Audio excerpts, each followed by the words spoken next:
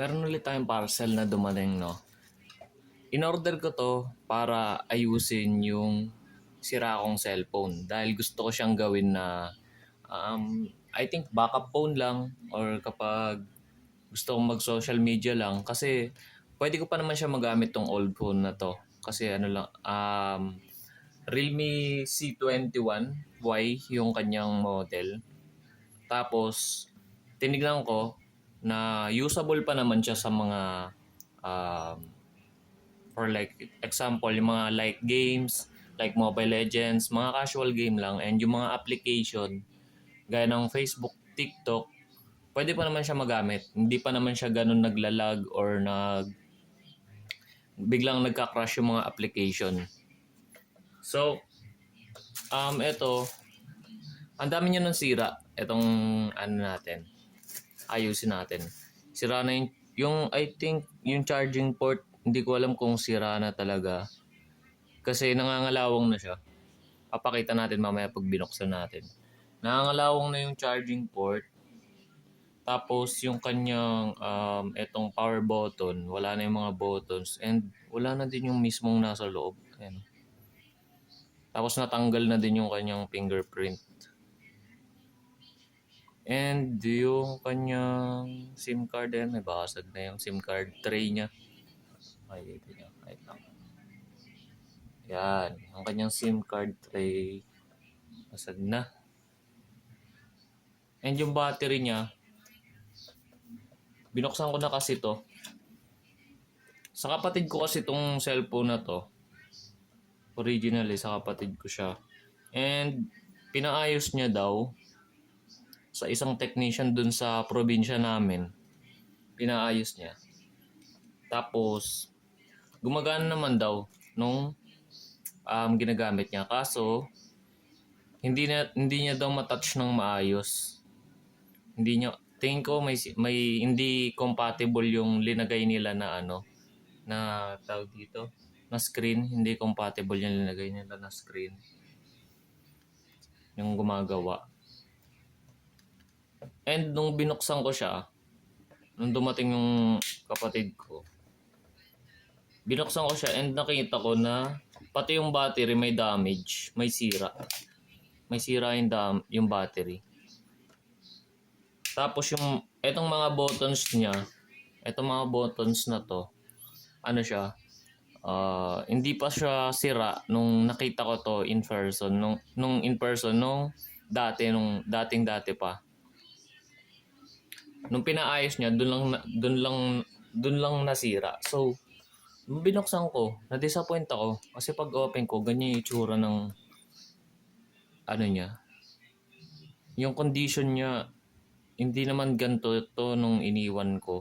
So, parang ang ginawa, kinahoy or parang pinag-eksperimentuhan. Siguro beginner lang yung tawag dito, technician. Nakaka-disappoint lang kasi sa ano mismo niya to pinagawa eh. Sa shop may shop kasi yung technician. Then sabi niya, yung gumawa daw sa kanya or nag-entertain sa kanya ng ganito. Marami sila dun eh sa pinagawan niya. Marami daw yung technician. Pero yung parang gumawa, yung ano daw, medyo bata-bata daw. Parang binata daw. Ganun. So parang sabi ko, ewan ko, wala naman siyang missing na, pagdating dito, wala naman siyang missing. So, ewan ko, kung anong trip niya, ba't niya binaklas to? Ba't niya binaklas tong ano na to? Dapat may cover yan eh. Kaso tignan mo, alatang binaklas niya. Tinamad ba siya na tanggalin yung mga tornilyo? Kaya binaklas niya para ma-access niya tong mga ribbon na to. Kasi kailangan mo tong tanggalin muna yung battery bago mo tanggalin yung bago mo tanggalin yung mismong screen. Kailangan mo tanggalin tong battery na to. Yan. So, ayan, kung makikita nyo yung battery niya, merong meron dikit. Di ko alam, naputol niya siguro. Ayan naputol niya siguro yung alata na yung flex ng battery naputol niya, tas tinatry niya i-fix ng pandikit. Eh, hindi naman pwede yan. I-fix ng pandikit once na naputol mo. Papalitan mo na talaga yung battery kasi delikado yan. Kaya pala hindi na siya nagcha-charge. Lumalabas yung logo ng charging pero hindi na nagtutuloy. So, technically, nagamit nung kapatid ko kasi may charge. May charge siya. May charge. Sabi ng kapatid ko na may charge. Pag uwi niya sa bahay, ginagamit niya naka-charge. So, dun niya lang nagagamit kasi may charge pa yung battery and nakikita niya nagcha-charge. 'Di ba? Kung walang charger, hindi mo siya magagamit. Parang ganun nangyari. Yun pala, may sira yung battery pagbukas ko. And lipat naman tayo dito sa sa kanyang pati to, yung kanyang ito. May may dikit to eh. Hindi to basta-basta natatanggal. Pagtanggal ko neto, ng takip niya, natanggal agad. Ba't ganun? Nakaka-disappoint lang yung mga taong ganun. Kasi na bata yung nagpapagawa sa kanila and inaabuso nila. Sabi ko sa kapatid ko, magkano binayad mo? Sabi niya, 1,800. Sabi ko, ha?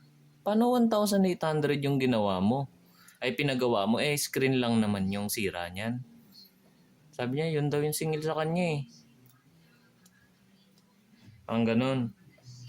Tapos tinatry ko sa kanya, nung nandun pa siya, kasi nag-uusap kami sa Messenger. Tinatry ko na ipaayos niya ulit doon. Sabi ko sa niya, ipaayos niya ulit. Yung kasi 1,800. Tapos hindi mo man lang magamit yung screen, sabi ko sa kanya.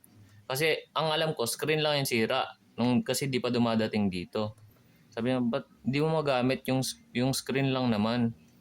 Paayos mo doon kasi 1,800 ginamit mo binayad mo tapos di mo man lang magagamit.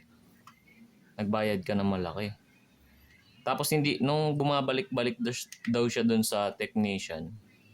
Bumabalik-balik siya. Wala na nag-entertain sa kanya doon. Sa shop na 'yon. Hindi na siya ini-entertain ng mga tao doon. Lagi na lang siya sinasabihan na maghintay, wait lang. Lagi siyang ginaganon. So parang, syempre ikaw, magagalit ka. Kasi, nagdi-DIY ako eh. Kumbaga yung presyo ng screen, alam ko na hindi ganun yung presyo ng screen na 1,800.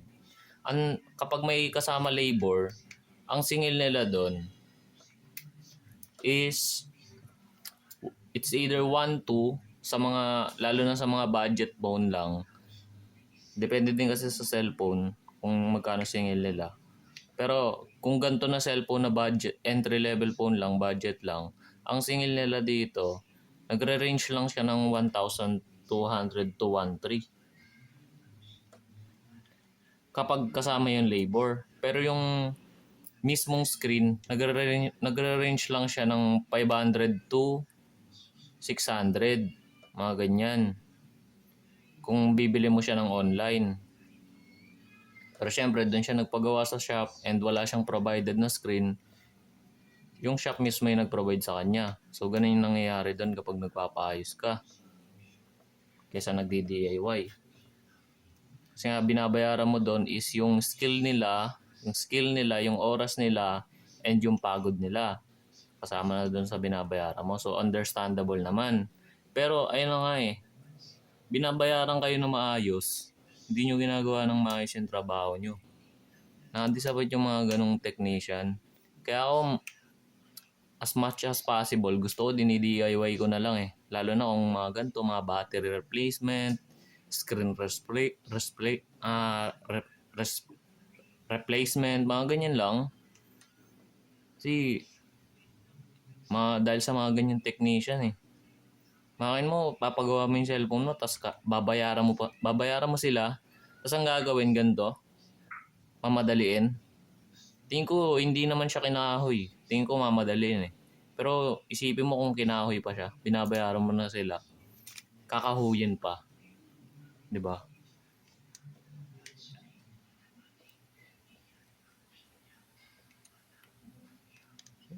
So, dito tayo. Tanggalin muna natin itong mga tornilyo niya. Sana yung sira niya is ano lang. Ngayon ko pa lang siya susubukan eh. Kasi nung dumating dito, hindi na namin magamit. Dahil sa battery. Yung battery niya kasi napansin ko, pinutol talaga. Na-aware na putol accidentally. Habang tinatanggal niya siguro, naputol niya accidentally. Kasi kailangan mo muna tanggalin yung ano eh, yung battery bago mo makabit yung screen. So possible mo talaga siya maputol. Lalo na kung ano ka, bobo ka na ano, tao. Hindi ka marunong.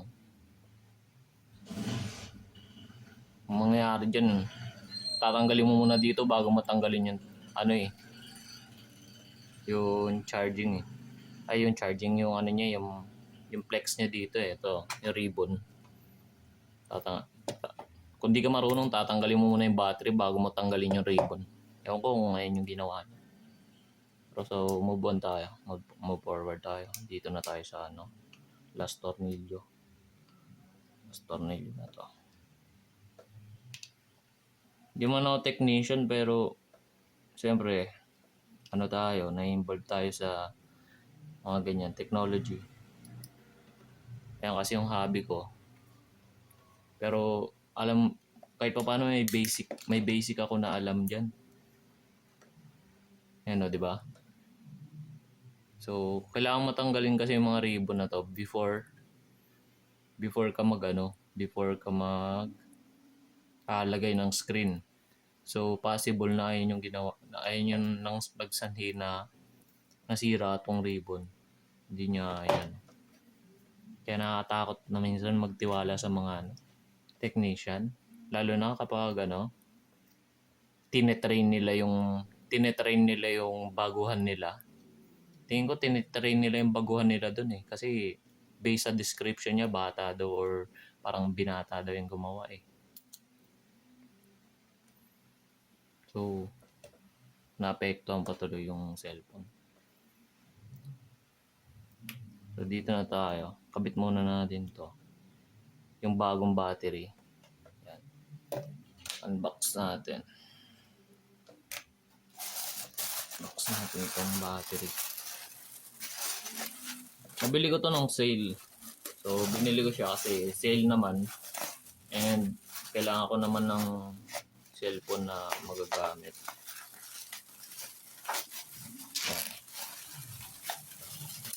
And ang kapal ng bubble wrap niya. Sana nandito yung battery, baka puro bubble wrap lang ta. Ay meron naman. And hindi siya ganun kabigat. Bakit? Wala bang charge? At hindi siya ganun kabigat. Yan. So anong tatak niya? BLP729. Ayan yung kanyang barcode. Sale naman siya kaya binili ko na din. Pero hindi siya ganoon ka parang medyo iba sila talaga. Same lang ba to? Parang ano to eh. Ay ganun din yung model niya BLP729. Pareho sila. Ito isa. Okay naman. Then yung kanilang dito, mga specs. Okay naman siya, 18 watts, 5,000 milliampere, okay naman. 5,000 din. So, stock naman nabili natin. Yan. Wala mo natin yung sticker. Okay naman. Ingat tayo sa flex. Yan. Talaga dapat ingatan dyan. Once kasi na nasira yung ribbon or yung flex, hindi mo na pwedeng yan. Hindi mo na pwedeng idikit yan. Pag ginamper mo nga yan kunyari i-soldering iron mo siya, delikado din Kasi battery yan, possible na uminit yan, yung ginamper mo. Kaya mas mabuti na bibili ka na ng bagong battery. Sana gumana siya, Yung battery lang talaga may sira. Ayun yung inaano ko eh. Kasi may sira din yung kanyang ano eh. Ito. Yung charging port niya nangangalawang din. Yan, kung makita niyo, nangangalawang siya. So, sana yun lang yung sira. What the hell? Parang hindi sakto to ah. Hindi tama to ah. Paano ba siya maano? Siguro dapat isagad natin yung tupi niya dito. Yan. Tapos, yun. Pumasok. Yan. Tapos medyo itupi-tupi natin dito. Pero saktuhan lang na tupi. Yan. And moment of truth. Kulang ang charger. Okay, kumalang ang charger. Taksak natin dito. Tapos, check natin. Sana ano lang. Problema niya, battery lang talaga. Dito parang minor lang naman to eh. Kasi pwede natin ano yan. Sundutin. Wait lang. Hindi nakaayos eh. Tama ba? Okay naman ah. Yun. Ang tanong kung magtutuloy siya ng charge. Tuloy ka. Magtuloy ka please. Yun! Gumana na. Okay. Hindi, walang siguro ano, lagyan lang natin yung kanyang ano, charging port ng WD-40 para mabawasan yung ano. Pero gagawin natin yun